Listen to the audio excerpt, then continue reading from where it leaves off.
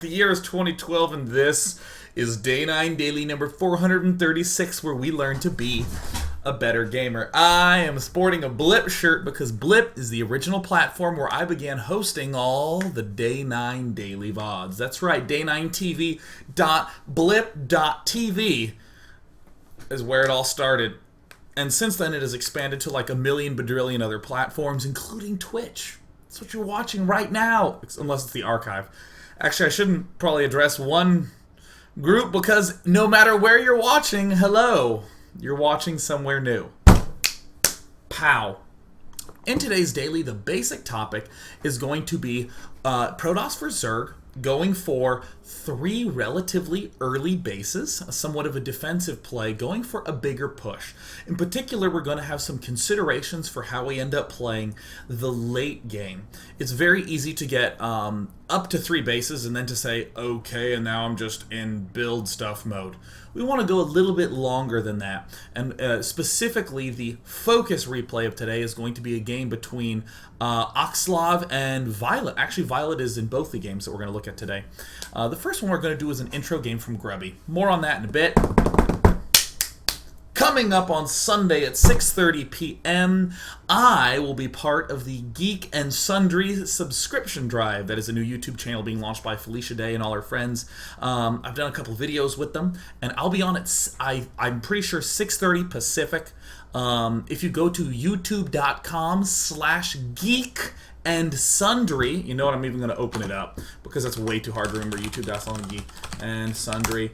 And yeah, this thing. Thank you so much for all the amazing support. Thanks, that's Felicia. She's awesome. And I always freeze frame it at the perfect anti-timing. All you have to do is hit this little subscribe button right there that I'm subscribed to. Oh my god! You could be the 100Kth subscriber. That would be bejugular. But yeah, at that video that we were just looking at has more information on the subscription drive that will be on Sunday, April 1st. No April Fool's joke, that's just when it is occurring. Afterwards, I'm going to be doing subscriber mana battles at 8 p.m. here, which means that I will not be able to watch the premiere of Season 2 of Game of Thrones, which means that winter is coming eventually. I'll just have to watch the recording I have set up for it. Aw, yeah. And for any of you who do not have HBO Go or DVR functionality, I pity you. I pity you so hard because that show is so good. Oh, it's so great. In other exciting television consumption news, I've begun to watch Naruto. I hope it Narutones. Thus far, it's just the continual extension of a lot of guys doing this when they're nervous, and one of those like super shocked square mouth sort of expressions, the sort of classic tropes of animation, which is great. And I began rewatching season 1 of 24. What crisp storytelling that show has. Actually, is there any other fiction I'm consuming? To do this, I will have to go to the restroom. Yes, that is right. Oh, Furies of Calderon by Jim Butcher. I got pissed because I was running low on Dresden Files, so I just got all his other books. Furies of Calderon, I've read 30 pages. Is it good? I don't know. But for any of you who don't know, I am a lover of all things fiction. I've been deviating from my usual mode of fiction consumption, which is the comic book, and expanding into television, regular books, and movies, I dare say. Other than that, let's go into StarCraft. Alright, cool. Let us talk about a fundamental idea I always bring up in almost every daily, explicitly or not, or should I say explicitly or implicitly. It is the notion of a plan. The plan, ladies and gentlemen, having a clear plan. Most importantly, an idea I mention a lot is the idea of if we wander away from our plan, as long as we hop back on track, we're in pretty good shape. The main goal is to always hop back onto our plan no matter what. So what I figured we would do is we would first watch a game from Grubby that does very few deviations from the plan. And then we're going to watch a game from Axslav that has a lot of deviations from the plan. But in both, what we're going to see is the core ideas of the plan run all the way through. Hopefully by the end of this daily, you will be able to play Protoss vs. Zerg fairly competently with a long-term set of goals going on. And that way, at no point in time are you thinking to yourself, oh my god, if I don't win with this attack, I'm doomed. We always want you to have a next step to your plans. We always want you to not feel screwed. Haha. And let me also note one extra special big caveat. Probably most importantly of all, I mean, I have played StarCraft competitively for 12 years now, coming up on 13. Starting with the original StarCraft 1, now I play a lot of StarCraft 2, as you might imagine. But so important is it to note that I have not had any more time playing StarCraft 2 than you. Sure, I played the original Brood War, but in terms of how everything works and interconnects with all the other things, I am no more special than anyone. None of the pros are any more special than anyone. Sure, they might be a pro, and I might be a nerd with a show, but we're all we nerds who we're still in the process of figuring out SC2. So should you ever feel discouraged, have no fear, because you can catch up quite quickly. As long as you just commit a little bit of time and have unbridled enthusiasm, all shall be well. Let's hop into this game. We are going to watch a game between our good friend Grubby, who incidentally just keeps showing up in all my damn Protoss dailies. And of course, this is not by choice. Let me just say, I love Grubby, but this is a coincidence. Total freaking coincidence, man. Either way, Grubby is going to be playing an air opening in the PvZ matchup, with, of course, an early expand. Now, let me state the first core component to your opening.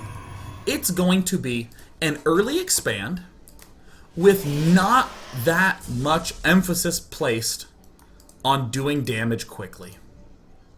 I'm going to show where a lot of pitfalls happen along the way and how to avoid them. And most important of all is when you watch a pro play, what you see is about 10% of what you need to know. The other 90% is what you shouldn't do. It's all the mistakes that could happen. I'm going to try to point out a lot of those. Ha! So coming back to the game, Grubby doing a scout. This is the cross-map only version of Antigua Shipyard. Fairly commonly, I'll ignore this pylon for the time being. Fairly commonly, when you early expand, if you can't find the opponent, build a forge on 13 food. Just build it on 13. That is about when you'll need to throw down the forge should some sort of 6 pool be coming up. You'll almost never need to do that, but if you're feeling really lost, 13 or 14 on the forge is great. This pylon planting down is somewhat, I would almost describe as optional. It's not a part of the build. Some protosses will do this, other protosses will elect not to do this, but either way, fairly commonly what you'll see is first a forge, and then a nexus. And very frequently there's all these questions of, well, what food should I be building these things on? I want you to think a little bit more in terms of the timer. Making sure you have forge and nexus started before 3 minutes and 10 seconds is good. Before 3 minutes and 10 seconds is good. Another very important time, come on, build it, at 3 minutes and 30 seconds, that is a nice early gateway. We get the early gateway so we can get an early cybernetics core, so we can get an early Stargate, or an early warp gate, or an early robo. All comes down to this warp gate timing. But again, 3:30 is nice and early. 3:20 is super crazy early. 4 is kind of late. Or I don't want to say late, but delayed. Late implies that you messed up, but I just want you to know that 3:30 is fast. 4 would be described as not so fast. The timing more so than this. But many players will still build the photon cannon first, and then we'll plant down this gateway a little bit later. One of the reasons I elected to show the 2 replays that I did show is that this gateway starting at around 3:50 in this game and around 4 minutes in the second game don't quite end up being the important aspects. Often in StarCraft 2, it's easy to think, I must get it fast or I'm screwed. In many circumstances, that's true. Not today. It's more important that you get them in the correct order, not the pace at which you get them. Bam! Bam! Bam! Excellent. Grubby's whatever gets killed off. Continues to wall himself in. The second pylon, or I should call it the second in-base pylon, should be planted down before your two geysers. And this is where I end up swiftly darting through things a little bit more. And, as you might imagine, you can build a gateway for an emergency wall-off. But just note that you can easily cancel it. Boom! Replace it with a cybernetics core. You don't lose that many minerals, only 37. The extra 100 was from that pylon we built and lost. Okay, great. So what we're looking at now is we got two geysers after we built this pylon. We planted them in there. We're not actually going to be doing that much aggression. I would say that an average gold-ish player, gold to platinum, would often be tempted to go, well, there's not that many zerglings, maybe I can do some damage. And the answer is sometimes you'll do damage, sometimes you won't. Most importantly, though, it will be somewhat unreliable. It's going to end up being somewhat unreliable to do that sort of thing. Now, here is where I want to stop and talk about build orders for about a minute. So easy to say something to yourself like, well, when do I get the third assimilator? Do I get it at 5 minutes and 10 seconds? Do I wait till 5 minutes and 25? Do I build a zealot and then the gas? Do I build the gas and then the zealot? Oh, all these things get lost. We're doing away with that. Build orders are not the point of this daily. The notion of a plan.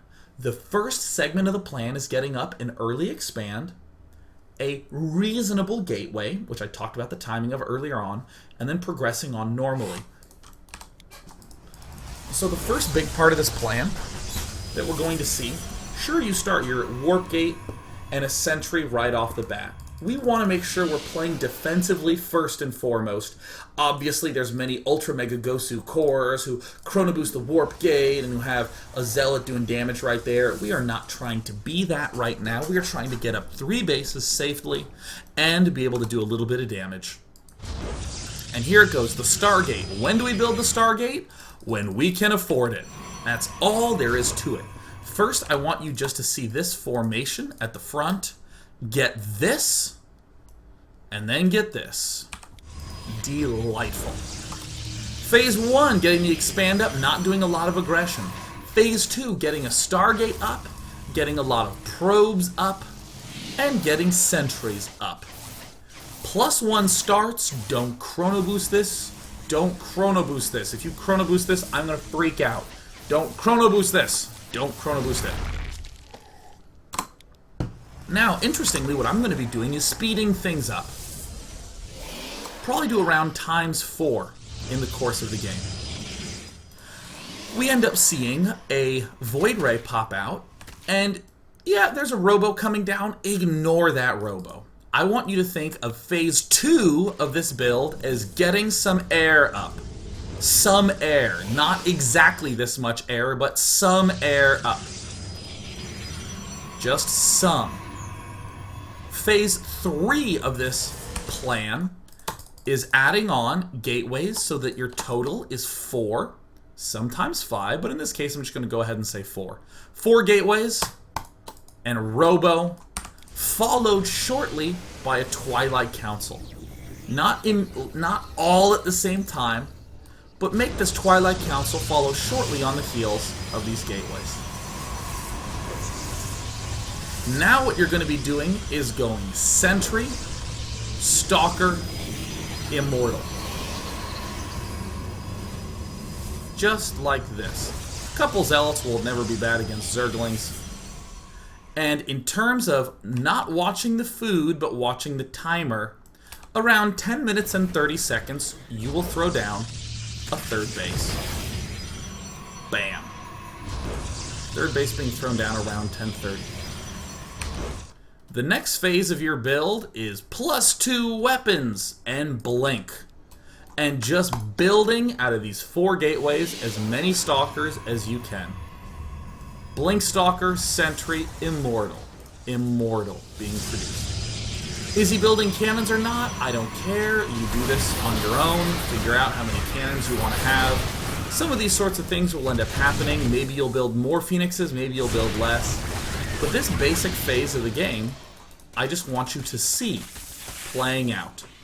4 gateways, a robo, and eventually these 2 buildings, the Twilight and the +2, churning out. Well, what's the next step in the build? Where is it? I used to know the placement of this. Aha! Robotics Bay to end up getting those Colossi up. As you're getting the Colossi up, we slowly begin adding on more gateways as we can afford it. Often the wall off that you will see here will involve those extra gateways. Sometimes it will not. Sometimes we will see things get thrown down in the back. Here are the additional gateways. But pretty much the overall of the build. Now you might be asking, what if he goes Mutiling? What if he goes Roaches? You're going to just do the intuitive responses, favoring Stalkers a little if he has Mutas, favoring Immortal Chrono Boosting a little bit, and Sentry usage if he's going Roaches. But either way, you have an excellently mixed army. And when you do elect to move out, you have the 17 to 18 minute big army push. This is what a lot of zergs fear more than anything, is this big push. This ends up killing a lot of zerg players. Now, before I go on to part number 2, I will give you the satisfaction of seeing how this game plays out. What we're watching right now, just ignore. We don't care in terms of learning. This is just cool. Where Grubby goes for this amazing just base trade play. Violet goes to kill everything off, but Grubby just continues to warp in defense at the last place that's being counterattacked. But doesn't have cannons in the correct spot and ends up losing. But by sending his Immortals out to go hunt bases, he ends up killing it off. Both players get revealed. Violet has not a big army. And Violet says, GG, well played, great. What a mannered person. Cool.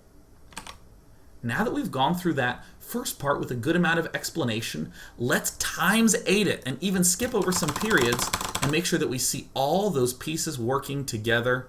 Let's start at the 4-minute mark. Alright, we are at ×8. Phase 1.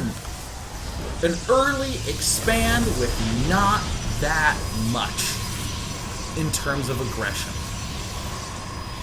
Phase 2. Get up a Stargate and some sentries. And start +1. Phase 3. 4 warp gates total and a robo. Eventually getting the Twilight Council. Phase 4. Expand. Get +2. Get Blink. Phase 5. Add on the Robo Bay. And get a whole bunch of extra gateways. There's one gateway, gateway. Boom, we got it. Now I'm going to talk about the units now that we've had 1, 2, 3, 4, 5 phases placed before us, where quite simply, out of the gateways you build Stalkers and Sentries for the most part. In the early part, mostly Sentries. Once you get those 4 gateways up, Stalkers and Sentries. Build some Immortals if you need. This is basically it. This game went as cleanly as a game can go for Grubby in terms of execution. You got harassed a little bit by those Mutiling, but for the most part, deflected it kind of easily. When we're going to step into part 2 and 3, we're going to watch a game between Axslav and Violet, where we're going to see these 5 underlying elements of the plan pop up exactly in this order in the exact same way. However, we're going to see stuff messing with it at all points in time. Axslav doing some weird aggression. The Zerg player starting to actually do some damage. Some harassment going on all the time. And what I want you to focus on is that our build will be bent in all kinds of directions. Our plan will be bent in all kinds of directions. But all we have to do is keep following in this nice, neat order. And no matter what gets thrown at us, we see clearly how to bend back onto path. Let's go on to part number 2 to watch how to crush in PvZ. Excelente. Woo! That was a great introduction. Wow. I'm really happy with how that went. Woo! I really suck in my part 1s a lot, so I'm really happy with how this one went. Yeah!